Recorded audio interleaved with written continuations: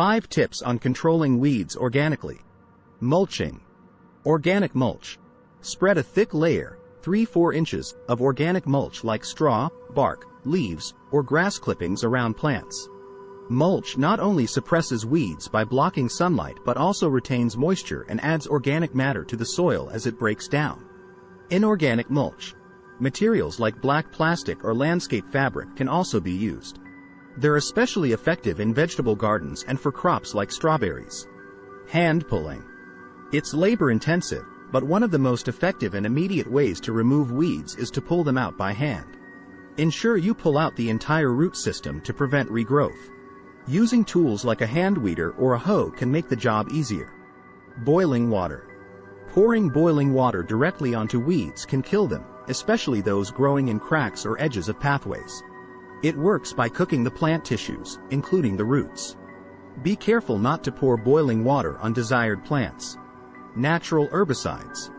Vinegar. Acetic acid in vinegar can burn the foliage of weeds. A higher concentration vinegar, often 10% to 20%, works better than household kitchen vinegar. It's most effective on young weeds.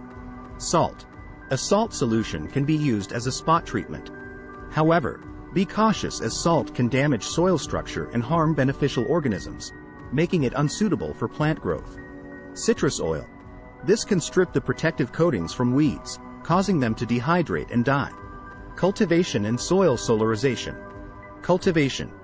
Regularly tilling the soil can disrupt the growth of weeds. However, be aware that excessive tilling can bring weed seeds to the surface and potentially increase weed problems. Soil solarization.